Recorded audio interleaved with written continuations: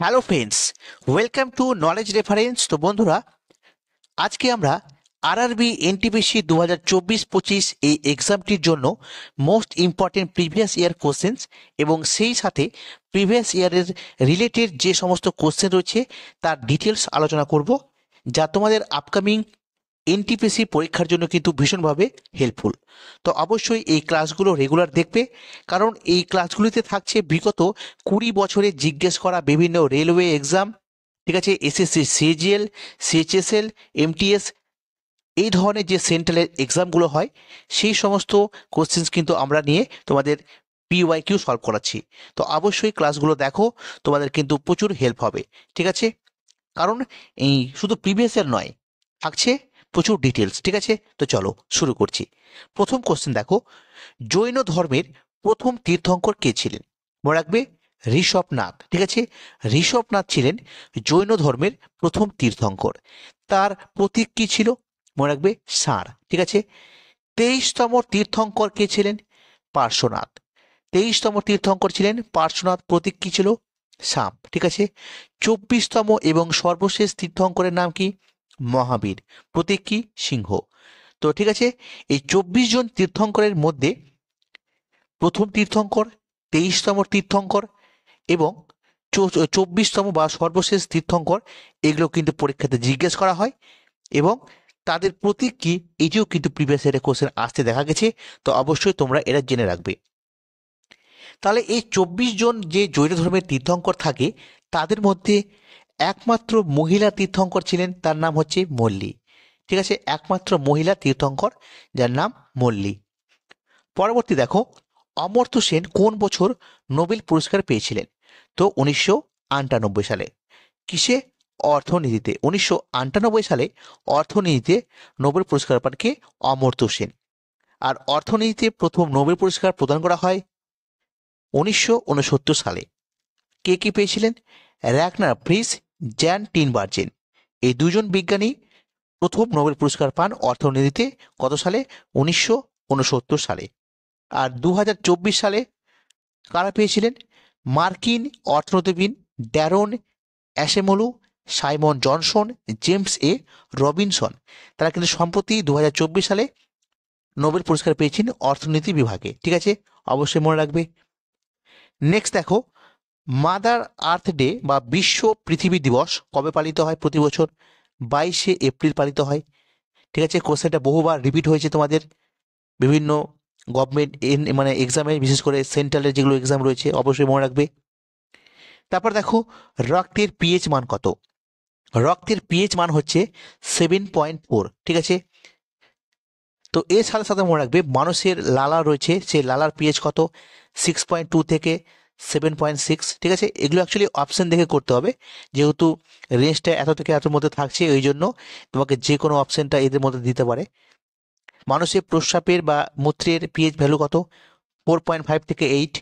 মানুষের চোখের জলের পিএইচ ভ্যালু কত? 6.5 থেকে 7.6।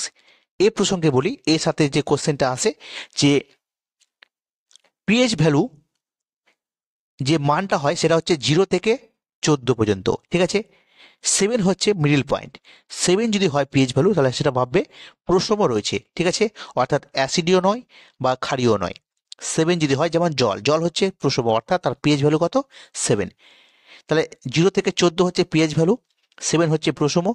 0 থেকে 7, অর্থাৎ 7 থেকে যত নিচে নামবো তত বেশি তীব্র অ্যাসিডিক হবে, আর যত বেশি 7 থেকে 14 দিকে যাব তত বেশি তীব্র ক্ষারীয় হবে, ঠিক আছে। এটা মনে রাখবে। আর তোমাদের জন্য একটা কোশ্চেন দিচ্ছি, তোমরা কমেন্টে জানাবে। এই যে আমরা বলছি পিএইচ পিএইচ, তো পিএইচ এর ফুল ফর্মটা কি তোমরা অবশ্যই একটু জানাবে, ঠিক আছে। পিএইচ এর ফুল ফর্ম কি একটু জানাবে কমেন্টে। এবার দেখো, ভারতের দীর্ঘতম উপকূল রেখা রয়েছে কোন রাজ্যের? ভারতের দীর্ঘতম উপকূল রেখা রয়েছে গুজরাটের, ঠিক আছে। আর ক্ষুদ্রতম যদি বলা হয় উপকূল রেখা কোন রাজ্যে রয়েছে? গোয়াতে, ঠিক আছে। গোয়ার উপকূল রেখা সবচেয়ে কম। ভারতে মোট যে উপকূল সীমা রয়েছে তার দৈর্ঘ্য কত? 7,516.5 কিলোমিটার, ঠিক আছে। এটা হচ্ছে ভারতের মোট উপকূল সীমার দৈর্ঘ্য। আর ভারতের উপকূল সীমার যে রাজ্য, অর্থাৎ কোন কোন রাজ্যে বা কয়টি রাজ্যে উপকূল সীমা রয়েছে? তো 9টি রাজ্যে কিন্তু উপকূল সীমা রয়েছে, তোমরা সকলে জানো, যেমন গুজরাট, ঠিক আছে, মহারাষ্ট্র, গোয়া, কর্ণাটক, তামিলনাড়ু, ওড়িশা, পশ্চিমবঙ্গ, এই ধরনের টোটাল 9টা কিন্তু রাজ্য রয়েছে। সেই 9টি রাজ্য কিন্তু উপকূল সীমার মধ্যে পড়ে। তো অবশ্যই এগুলো মনে রাখবে। পরবর্তী কোশ্চেন দেখো, শবরীমালা মন্দির কোন রাজ্যে অবস্থিত? শবরীমালা মন্দির অবস্থিত কেরালাতে, ঠিক আছে, বিখ্যাত মন্দির।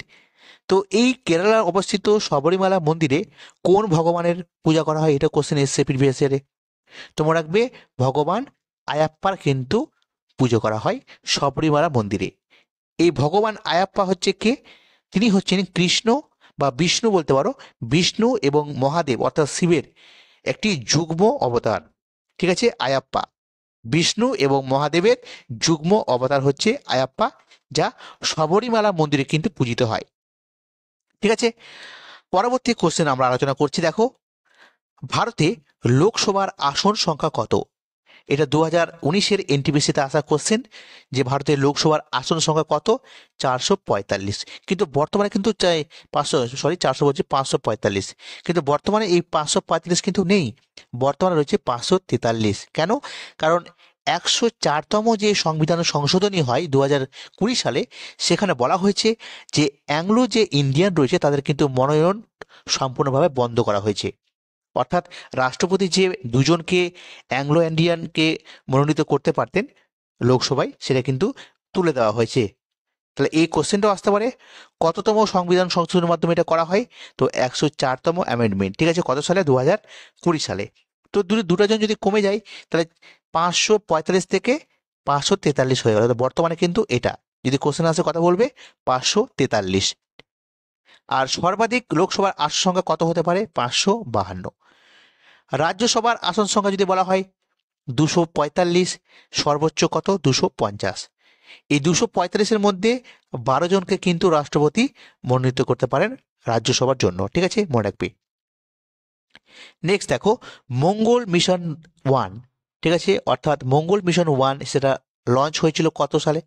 2013 সালের 5ই নভেম্বর। ঠিক আছে, আর ভারতের 3টি প্রধান রকেট লঞ্চিং স্থান রয়েছে, সেই স্থানগুলো থেকে কোশ্চেন আসে।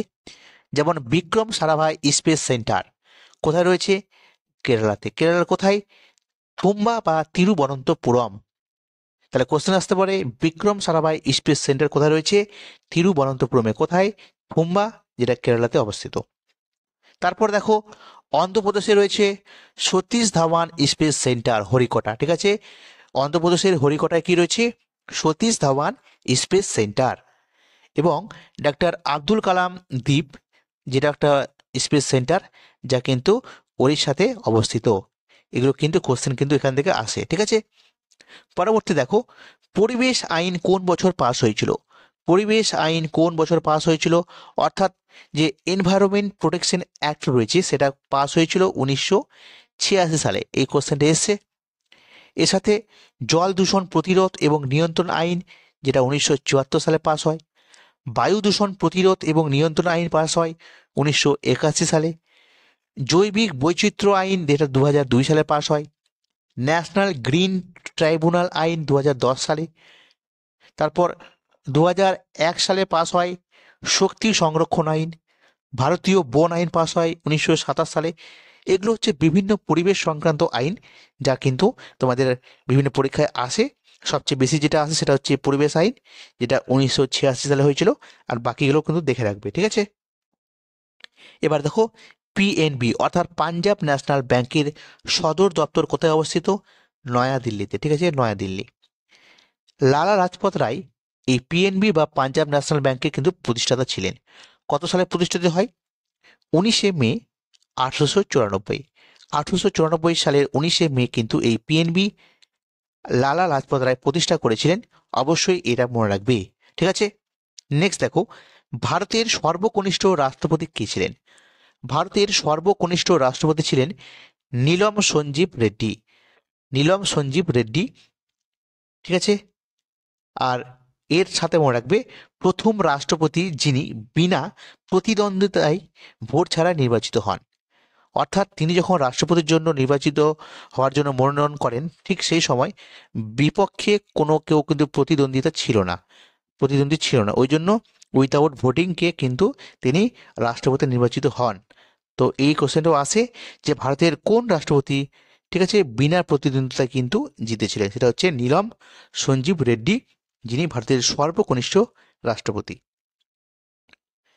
ঠিক আছে, পরবর্তী কোশ্চেন দেখো, কুদানকুলাম পারমাণবিক বিদ্যুৎ কেন্দ্র কোথায় অবস্থিত? ঠিক আছে, কুদানকুলাম পারমাণবিক বিদ্যুৎ কেন্দ্র অবস্থিত তামিলনাড়ুতে। একটু বানানটা ভুল হয়েছে, ঠিক করে নেবে।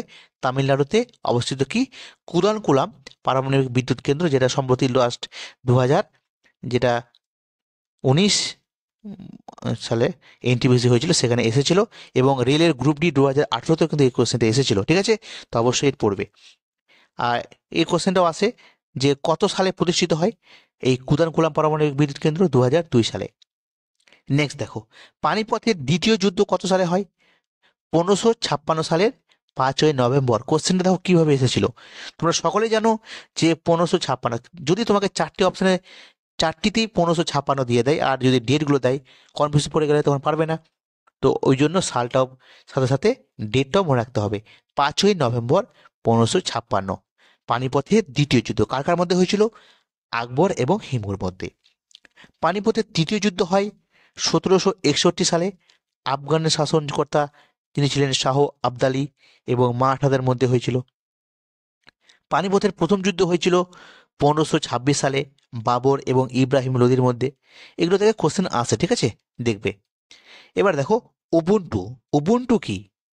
এটা কম্পিউটার থেকে কোশ্চেন। তো উবুন্টু হচ্ছে একটি অপারেটিং সিস্টেম। এই উবুন্টু ছাড়াও রয়েছে Microsoft Windows, Mac OS, Android OS, Linux, Fedora. ঠিক আছে, এই ফেডোরা, লিনাক্স, উবুন্টু এগুলো কিন্তু বেশি আসে। ঠিক আছে, প্রিভিয়াস ইয়ারে দেখবে কোশ্চেনগুলো রয়েছে। লিনাক্স কি, ফেডোরা কি, উবুন্টু কি, প্রত্যেকটা হচ্ছে অপারেটিং সিস্টেম। আর বাকিগুলো তোমরা জানোই, Microsoft Windows, Mac OS, Android OS, এগুলো জানো তোমরা। পরবর্তী দেখো, ডিএনএ আবিষ্কার কে করেন? তো জেমস ওয়াটসন এবং ফ্রান্সিস ক্রিক। জেমস ওয়াটসন এবং ফ্রান্সিস ক্রিক ডিএনএ আবিষ্কার করেন, অর্থাৎ দ্বিতন্ত্রী মডেল, ডিএনএ যে দ্বিতন্ত্রী মডেল সেটা আবিষ্কার করেন। এর ডিএনএ এর পুরো নাম কি? Deoxyribonucleic acid. ডিঅক্সিরাইবোনিউক্লিক অ্যাসিড হচ্ছে ডিএনএ এর পুরো নাম। ঠিক আছে, পরবর্তী কোশ্চেন দেখব, ভারতে বর্তমানে কতগুলি রামসর সাইট রয়েছে? তো 2024-এর আগস্ট মাস হিসেবে, ঠিক আছে, বর্তমানে মোট 85টি রামসর সাইট রয়েছে ভারতে। মনে রাখবে, এটা কারেন্ট আপডেটেড করা রয়েছে। 85টি রামসর সাইট রয়েছে বর্তমানে। তারপর দেখো, নির্বাচন কমিশনের অন্তর্গত, অর্থাৎ যেটা বলছে নির্বাচন যে কমিশনার রয়েছে, এই নির্বাচন কমিশনের যে ব্যাপারটা রয়েছে সেটা সংবিধানের কোন পার্টে রয়েছে? তো পার্ট 15-এ রয়েছে। ঠিক আছে, আর যদি আর্টিকেল তোমাদের জিজ্ঞেস করা হয়, তো আর্টিকেল হচ্ছে 324। দুটোই মনে রাখবে, ইম্পর্টেন্ট। পরবর্তী দেখো, স্যাডল পিক কোথায় অবস্থিত? তো স্যাডল পিক রয়েছে আন্দামান এবং নিকোবর দ্বীপপুঞ্জে। ঠিক আছে, স্যাডল পিক, স্যাডল পিক হচ্ছে আন্দামান নিকোবর দ্বীপপুঞ্জের সবচেয়ে হাইয়েস্ট পিক। ঠিক আছে, স্যাডল পিক। আর এই আন্দামান নিকোবর দ্বীপপুঞ্জ কি হচ্ছে? 10 ডিগ্রি চ্যানেল দ্বারা পৃথক হয়েছে। ঠিক আছে, তাহলে কোশ্চেন আসতে পারে, আন্দামান ও নিকোবর দ্বীপপুঞ্জ কোন চ্যানেল দ্বারা পৃথক হয়েছে? 10 ডিগ্রি চ্যানেল। ঠিক আছে, আর এই কোশ্চেনটাও আসে যে এই আন্দামান নিকোবর দ্বীপপুঞ্জের রাজধানীর নাম কি? সেটা হচ্ছে পোর্ট ব্লেয়ার। ঠিক আছে, আর আন্দামান নিকোবর দ্বীপপুঞ্জে মোট কতগুলো দ্বীপপুঞ্জ রয়েছে? 572টি। প্রত্যেকটা কিন্তু প্রিভিয়াস ইয়ারে আসা কোশ্চেন। আমি মানে যতগুলো আমি ডিটেলস বলছি সেটা কোনো না কোনো এক্সামে কিন্তু অবশ্যই এসেছে, বিশেষ করে সেন্ট্রাল। আমি টোটালি সেন্ট্রালকে ফোকাস করছি, এখানে কোনো মানে যেমন ডাব্লিউবিপিএসসি রয়েছে এরকম মানে স্টেট পিএসসি নয়, ডাইরেক্ট সেন্ট্রালের সমস্ত কোশ্চেন কিন্তু আমরা করাচ্ছি। কারণ তোমরা জানো 2024-এর যে এক্সামটা হবে সেটা কিন্তু বেশ লেভেল কিন্তু যথেষ্ট হাই থাকবে। এনটিপিসি তোমরা যারা দিবে বা এটা তোমরা যারা দিয়েছো জানো। ঠিক আছে, দেখো, গোবি মরুভূমি কোথায় অবস্থিত? ম্যাঙ্গোলিয়া। ঠিক আছে, কোথায়? ম্যাঙ্গোলিয়াতে অবস্থিত গোবি মরুভূমি। ঠিক আছে, নেক্সট দেখো, বৈদ্যুতিক প্রবাহের এসআই একক কি? তো বৈদ্যুতিক প্রবাহের এসআই একক হচ্ছে অ্যাম্পিয়ার। মনে রাখবে, আমাদের টোটাল আন্তর্জাতিক হিসেবে 60টি কিন্তু এসআই ইউনিট রয়েছে। ঠিক আছে, 60টি এসআই ইউনিটের মধ্যে একটি হচ্ছে বৈদ্যুতিক প্রবাহ, যার নাম হচ্ছে অ্যাম্পিয়ার। এছাড়াও রয়েছে পদার্থের পরিমাপ, যেমন মোল, দীপন প্রাবল্য, ক্যান্ডেলা। ঠিক আছে, তোমরা এগুলো পড়েছো, 60টি আছে। তো তোমরা যদি পারো তো কমেন্টে একটু এই 60টি আমাকে এসআই ইউনিট লিখে দেখাও, রাশি এবং তার ইউনিটটা কি সেটা লিখে একটু কমেন্টে জানাও। ঠিক আছে, তোমরা হয়তো স্কিপ করে যাবে যে না কি দরকার আছে, কিন্তু অবশ্যই প্রত্যেকটা জিনিস জানা দরকার। ঠিক আছে,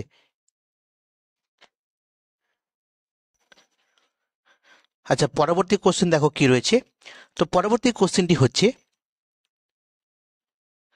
প্রশ্ন হচ্ছে বঙ্গভঙ্গ কার্যকর হয় কত সালে? ঠিক আছে, বঙ্গভঙ্গ কার্যকর হয় কত সালে? তো 16ই অক্টোবর 1905। ঠিক আছে, এই 16ই অক্টোবর 1905 সালে বঙ্গভঙ্গ কার্যকর হয়। আর যদি বলা হয় বঙ্গভঙ্গ গৃহীত হয় কত সালে, তো 19শে জুলাই 1905। এইগুলো কিন্তু মনে রাখবে ডেট সহ। 19শে জুলাই 1905-এ বঙ্গভঙ্গ কিন্তু গৃহীত হয়। আর এই বঙ্গভঙ্গ যে আন্দোলনটা সেটা লর্ড কার্জনের সময়কালে হয়েছিল, তিনি ছিলেন সে সময় গভর্নর জেনারেল লর্ড কার্জন। আর বঙ্গভঙ্গ রদ কত সালে হয়? 1911 সালে। তোমরা কমেন্টে জানাবে বঙ্গভঙ্গ যখন রদ হয় তখন ভারতের গভর্নর কে ছিলেন। ঠিক আছে, 1911 সালে বঙ্গভঙ্গ যখন রদ হয় তখন কে ছিলেন গভর্নর, এটাও কমেন্টে জানাও। ঠিক আছে, তোমাদেরকে কমেন্টে জানাতে বলছি এই কারণেই, কারণ তোমাদেরকে এটা হোমওয়ার্ক দিচ্ছি। ঠিক আছে, তোমরা জানো কিনা সেটা ইনস্ট্যান্ট জানাবে, কোনো রকম কোনো উত্তর দেখে নয়। তোমার যদি মনে হয় তো, যদি পারবে তো জানাবে। আচ্ছা পরবর্তী দেখো, রাজ তরঙ্গিনী কে লিখেছেন? তো কলহনের লেখা। ঠিক আছে, কলহন রচিত রাজ তরঙ্গিনী গ্রন্থ, এটি ইম্পর্টেন্ট একটি গ্রন্থ। আর মনে রাখবে এই প্রসঙ্গে বলি, এই রাজ তরঙ্গিনী হচ্ছে ভারতের প্রথম মানে ইতিহাস রিলেটেড বই, অর্থাৎ ইতিহাস বই রাজ তরঙ্গিনী, যা থেকে জানা যায় কাশ্মীর রাজ্যের ইতিহাস সম্পর্কে। ঠিক আছে, তাহলে এই কোশ্চেনটাও আসে যে রাজ তরঙ্গিনী গ্রন্থ থেকে কোন রাজ্যের ইতিহাস জানা যায়? তো কাশ্মীর। কে লিখেছেন? কলহন লিখেছেন। আর যদি বলে ভারতের প্রথম ইতিহাস বই কোনটি? রাজ তরঙ্গিনী। ঠিক আছে, এইভাবে পড়তে হবে, ডিটেলস পড়তে হবে। এবার দেখো পরবর্তী question, URL.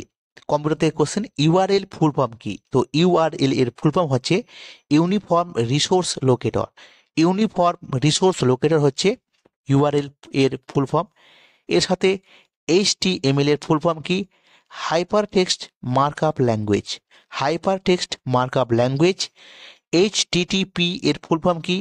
Hyper text transfer protocol. দেখবে এই যে ইউআরএল, তারপরে এইচটিএমএল, এইচটিটিএম, দেখবে তোমরা যদি গুগল সার্চ করো, যে লিঙ্কটা ওপেন হবে সেই লিঙ্কের মধ্যে যদি তোমরা একটু এডিট অপশন যাও, দেখবে এইগুলো কিন্তু এইচটিটিপি, এইচটিএমএল এগুলো লেখা থাকে। এগুলো গুগল সার্চ ইঞ্জিনের সাথে রিলেটেড, তো এগুলো কিন্তু আসে। ঠিক আছে, নেক্সট দেখো, কোন পাস কাশ্মীরকে লেহের সাথে যুক্ত করেছে? তো জজিলা পাস, যেটা কাশ্মীর এবং লেহকে যুক্ত করেছে। অনেক সময় কোশ্চেনে এই কাশ্মীরকে না দিয়ে শ্রীনগর আর লেহ বলে দেবে। শ্রীনগর কাশ্মীরে রয়েছে, তো শ্রীনগর বা লেহ, কাশ্মীর বা লেহ। ঠিক আছে, জজিলা পাস কিন্তু যুক্ত করেছে। আর এই জজিলা পাসটি কিন্তু মাউন্টেন অফ ব্লিজার্স নামে পরিচিত, মনে রাখবে। মাউন্টেন অফ ব্লিজার্স কাকে বলা হয়? জজিলা পাসকে। কারণ এইখানে কিন্তু প্রচুর পরিমাণে তুষার ঝড় হয়। ঠিক আছে, তুষার ঝড় হয়, এই জন্য এটা, এই মাউন্টেন পাসটা মাউন্টেন অফ ব্লিজার্স নামে পরিচিত। নেক্সট দেখো, ইসরো ফাউন্ডেশন তারিখ, অর্থাৎ ইসরো গঠিত হয় কবে? ইন্ডিয়ান স্পেস রিসার্চ অর্গানাইজেশন বা ইসরো, যেটা 15ই আগস্ট 1969 সালে স্থাপিত হয়। কে করেন? বিক্রম সারাভাই।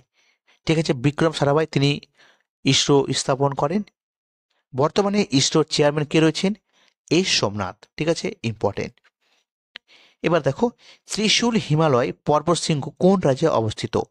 এটা উত্তরাখণ্ডে অবস্থিত। ঠিক আছে, এবার কিন্তু এর ডিটেলসটা দিলাম না, কারণ এর ডিটেলসটা প্রচুর বড়। ঠিক আছে, যেমন হিমালয় পর্বত শ্রেণীর প্রচুর শৃঙ্গ রয়েছে, যেমন নন্দা দেবী রয়েছে, ত্রিশূল রয়েছে।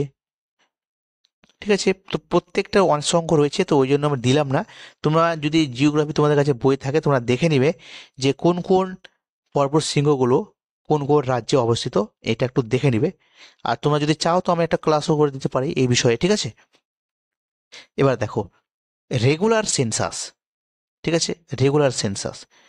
তো কোশ্চেন এসেছিল ভারতে প্রথম রেগুলার সেন্সাস কবে শুরু হয়েছিল? অর্থাৎ রেগুলার সেন্সাস বলতে বোঝায় প্রথম অফিসিয়াল যেটা সেন্সাস। ঠিক আছে, সেটা শুরু হয়েছিল 1881 সালে। কার আমলে? লর্ড রিপনের আমলে। লর্ড লিপন ভারতের প্রথম রেগুলার সেন্সাস বা অফিসিয়াল যে সেন্সাস সেটা 1881 সালে শুরু করেছিলেন। আর সর্বপ্রথম যদি বলা হয় তাহলে 1872 সালে লর্ড মেয়র আবির্ভাব হয়েছিল। ঠিক আছে, এটা হচ্ছে প্রথম সেন্সাস। আর বর্তমানে লাস্ট 2011 সালে সেন্সাস হয়, যা ছিল 15তম সেন্সাস এবং স্বাধীন ভারতের সপ্তমতম সেন্সাস। আর 2011 সালে যে সেন্সাস হয় তার স্লোগান ছিল আবার সেন্সাস আবার ফিউচার। ঠিক আছে, এগুলো প্রত্যেকটা পড়বে। ঠিক আছে, এবার দেখো ইন্ডিয়া গেট। তো এই ইন্ডিয়া গেটের ডিজাইন কে করেছিলেন? কোশ্চেন এসেছিল ইন্ডিয়া গেটের ডিজাইন কে করেছিলেন? তো সঠিক উত্তর এডউইন লুটিয়েন্স। ঠিক আছে, এডউইন লুটিয়েন্স। তো এর সাথে আরো কোশ্চেন আসতে পারে যে এই ইন্ডিয়া গেটটা কোথায় অবস্থিত। তোমরা রাখবে দিল্লিতে অবস্থিত ইন্ডিয়া গেট, এডউইন লুইসের তৈরি করা। আর এই India Gate all India war memorial নামে কিন্তু পরিচিত। অল ইন্ডিয়া ওয়্যার মেমোরিয়াল নামে কিন্তু পরিচিত কোনটি? এই ইন্ডিয়া গেটটি।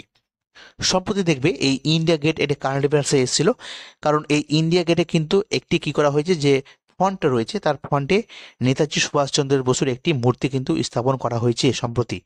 তো ওই জন্য এইটাও কিন্তু তোমাদের একটু বলে দিলাম। আর এই ইন্ডিয়া গেটটা কত সালে স্থাপিত হয়? 1921 সালে স্থাপিত হয়। ঠিক আছে, এবার দেখো রাউরকেল্লা ইস্পাত কারখানা কোথায় অবস্থিত? তো রাউরকেল্লা ইস্পাত কারখানা এটা অবস্থিত ওড়িশাতে।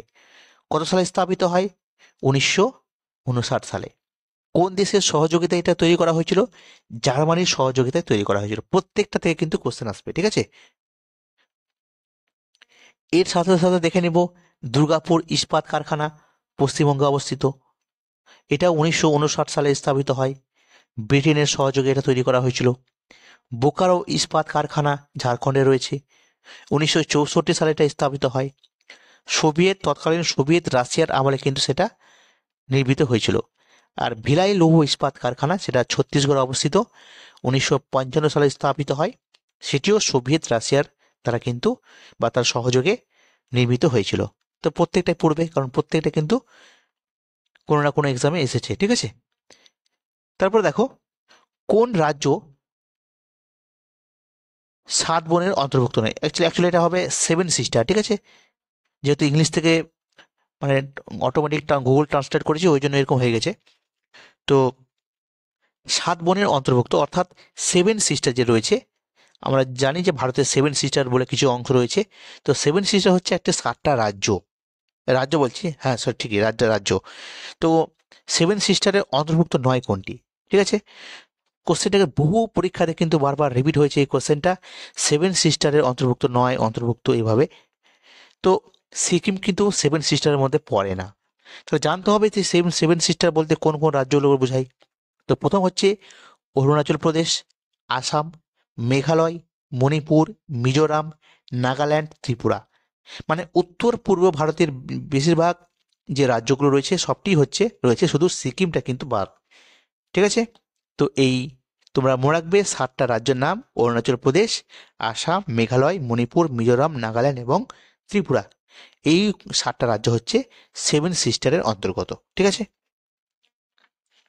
এবার দেখো ডিআরডিও। ঠিক আছে, ডিফেন্স রিসার্চ ডেভেলপমেন্ট অর্গানাইজেশন বা প্রতিরক্ষা গবেষণা ও উন্নয়ন সংস্থা। ঠিক আছে, তো একটা কথা বলি তোমাদের, সেন্ট্রালের যে তোমরা যখন বাংলাতে পরীক্ষা দাও দেখবে অ্যাকচুয়ালি ওরা তো বাংলা টাইপিং করে না, ইংলিশটাকেই অটোমেটিক গুগল ট্রান্সলেটে ট্রান্সফার করে। তো যখন কোশ্চেনটা যখন দেখবে আসে, কিছু কিছু টার্ম কিন্তু চেঞ্জ হয়ে যায়, যা আমাদের একটা বুঝতে অসুবিধা হয়। বা কিছু কিছু টার্ম ইংরেজির থেকে যখন অ্যাকচুয়ালি ইংরেজিতে কোশ্চেন আসে, আবার বাংলাতে কোশ্চেন আসলে ইংরেজিতে হওয়া উচিত, কিন্তু না, সেই কথাটা কিন্তু টোটালি বাংলাতে হয়ে যায়। যেমন যেমন এটা হচ্ছে দেখো, ডিআরডিও প্রতিরক্ষা গবেষণা উন্নয়ন সংস্থা। এবার তোমাকে যদি বলা হয় যে এই প্রতিরক্ষা গবেষণা উন্নয়ন সংস্থা, তোমার ব্রেনে কিন্তু একটু অড লাগবে। ঠিক আছে, অড ফিল হবে। তো ওই জন্য মানে এটা একটা চালাকি। ঠিক আছে, যে সেন্ট্রাল কিন্তু এই চালাকিটা করে, বিশেষ করে রেলওয়ে এক্সামে তোমাকে ইংরেজিটাই কোশ্চেন দিবে কিন্তু বাংলাতে লেখা থাকবে। যেমন যদি বলি ডিসপ্লেসমেন্ট, ঠিক আছে, সরণ, তোমরা জানো ডিসপ্লেসমেন্ট। তো তোমাকে ডিসপ্লেসমেন্ট কথাটা কিন্তু ইংরেজি দিবে না, পুরো বাংলাতে লিখে দেবে। তো ওই রকম আমি বলছি কিছু কিছু দেখবো, বিশেষ করে সায়েন্সের যে টার্মগুলো রয়েছে, তুমি হয়তো বুঝবে যে না আমরা বাংলা মিডিয়ামে পড়ছি, ঠিক আছে, তো বাংলা মিডিয়ামে পড়ছি তো আমরা বাংলা পড়ে যাব, কিন্তু না, ইংরেজিটাও জানতে হবে, কারণ ইংরেজিতে কথাটাই বাংলাতে লেখা থাকবে। বাংলাতে পরীক্ষা দিলে হবে কি, অ্যাকচুয়ালি ইংরেজিটাই তোমাকে জানতে হবে। ঠিক আছে, এইভাবে তোমাদের যদি আমি করাবো তোমাদেরকে, সায়েন্স ক্লাসটা শুরু করবো আস্তে আস্তে। তো কোশ্চেন হচ্ছে এই ডিআরডিও, যার ফুল ফর্ম হচ্ছে ডিফেন্স রিসার্চ ডেভেলপমেন্ট অর্গানাইজেশন, এই ডিআরডিও প্রধান কে, হেড কে ছিলেন? তো ডাক্তার সমীর কে ভি কামাত। ডাক্তার সমীর কে ভি বা সমীর ভি কামাত, সরি, ডাক্তার সমীর ভি কামাত, তিনি হচ্ছেন ডিআরডিওর হেড। ঠিক আছে, মানে বর্তমানে কথা বলছি, বর্তমান হেড হচ্ছে ডাক্তার সমীর ভি কামাত। আর এর সদর দপ্তর কথা রয়েছে নয়া দিল্লিতে। কত সালে এই ডিআরডিও স্থাপিত হয়? 1 জানুয়ারি। অনেক সময় কোশ্চেন দেয় ডিআরডিও, ঠিক আছে, দিবস কবে পালিত হয়? তো 1 জানুয়ারি, মনে রাখবে। কত সালে এটা স্থাপিত হয়? 1958-এ, অর্থাৎ 1958 সালে স্থাপিত হয়। কে স্থাপন করেছিলেন? অবিনাশ চন্দর। অবিনাশ চন্দর, ঠিক আছে। এইভাবে তোমরা যখনই পড়বে প্রত্যেকটা ডিটেলসে পড়বে, ঠিক আছে, কারণ মানে সেন্ট্রালে যখন এক্সাম দেবে দেখবে, আমাকে একটা ভাই কমেন্টে লিখেছিল যে স্যার কীভাবে সেন্ট্রালের প্রিপারেশন নিব, কীভাবে কমন পাওয়া যায় সেন্ট্রালের। তো সেন্ট্রালে চাকরি পাওয়ার মূল অস্ত্র হচ্ছে প্রিভিয়াস ইয়ার কোশ্চেন, ঠিক আছে। এবার শুধু প্রিভিয়াস ইয়ারকে বারবার তোমাকে রিভিশন করে যেতে হবে, এবং শুধু প্রিভিয়াস ইয়ার কোশ্চেনগুলো করলে হবে না। প্রিভিয়াস ইয়ার কোশ্চেনগুলো যেই টপিক থেকে এসছে, যেই জায়গা থেকে কোশ্চেনটা করা হয়েছে, সেই রিলেটেড তোমাকে সমস্ত কিছু তোমাকে জানতে হবে, ঠিক আছে। এইভাবে যদি পড়াশোনা করো তাহলেই তুমি তুমি কিন্তু সেন্ট্রালের জিকেগুলো অ্যাটেম্প করতে পারবে, না হলে তোমার কাছে মনে হবে যে কিছুই পড়েনি, মানে একটা কমন পাচ্ছি না, ঠিক আছে। মানে কোথা থেকে, এমনিতে জিকে হচ্ছে একটা ভাস্ট সিলেবাস, ঠিক আছে, কোথা থেকে কী দিয়ে দেয় ঠিক নেই, তো ওই জন্য প্রিভিয়াস ইয়ারটাকে বারবার তোমাকে রিভিশন করতে হবে। আমি তোমাদের যতটা পারবো, হ্যাঁ, আমি ক্লাস করানোর চেষ্টা করব পুরো ডিটেলসে। তো আশা করি ভিডিওটি তোমাদের হেল্পফুল হয়েছে। যদি ভালো লাগে তো অবশ্যই লাইক করবে, শেয়ার করবে সকলের মাধ্যমে, ঠিক আছে। তোমরা সাপোর্ট করো, তোমার জন্য অবশ্যই আরও ভালো বা বেটার কিছু আমি করার প্ল্যানিং করেছি, চেষ্টা করব। অ্যাকচুয়ালি স্কুলের কাজে ব্যস্ত থাকি, তো ওই জন্য টাইম পাই না, ঠিকঠাক ভিডিও দিতে পারি না, ঠিক আছে। তো আমি যতটা চেষ্টা করব ক্লাসগুলো করানোর, তো অবশ্যই তোমরা এগুলো প্রত্যেকটা খাতাতে নোট করবে, দরকার পড়লে পিডিএফ আমি তো দিবই টেলিগ্রামে, সেখানে জয়েন হতে পারো, নলেজ রেফারেন্স রয়েছে। তো ওকে বন্ধুরা, সকালে ভালো থেকো, পড়াশোনা করো, ঠিক আছে। পরবর্তীতে আবার দেখা হবে। Thank you.